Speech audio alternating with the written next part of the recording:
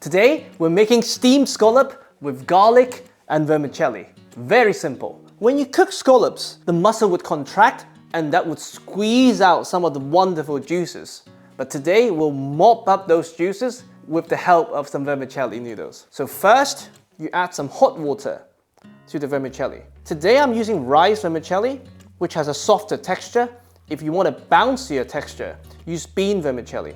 While that's soaking, we'll prepare the garlic sauce. You can do this sauce with the Chinese Holy Trinity, the garlic, scallion, ginger. But when you do it with just the garlic, it's a bit punchier.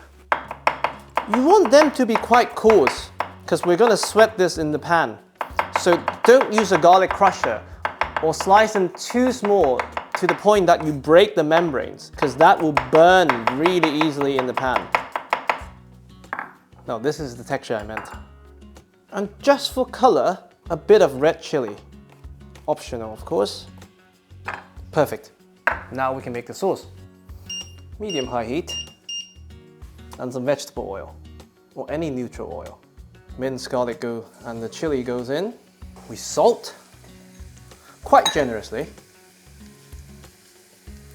You don't want to sweat them too much. You want it to maintain that garlic taste. You don't want to sweat it to the extent that it becomes sweet.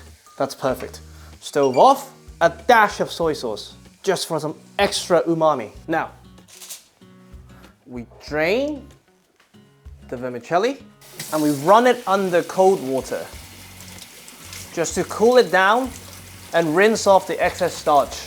And now, we can prepare the scallop for steaming.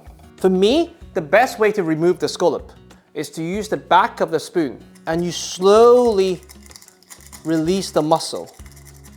Once you've removed the muscle, it comes off very easily. We rinse this a tiny bit.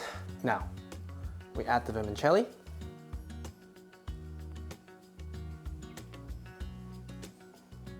And to that, we add 1 round of the sauce.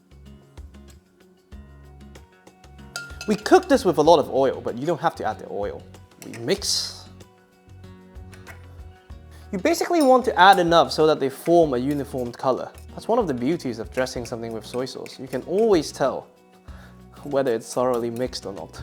Now, the beautiful scallop goes back on top. I like my steamed scallop with the roe. If you don't, you can remove it. It's a personal choice. More garlic on top of the scallop itself. And now, we drizzle just a bit of the infused garlic oil. And this is now ready for steaming. Now, if you have a steamer, great. It goes in 10 minutes, dinner. Today I'm going to show you how to do it with a pan. We make a donut with tin foil. I mean, just for the sake of demonstration, I'm doing one. A pan like this could easily fit 4 of them. You want to make sure it's flat. The donut goes into the middle. You add some water. It's floating now, but it's not going to float with the scallop. So don't worry. You bring this to a boil. Or enjoying the floating donut.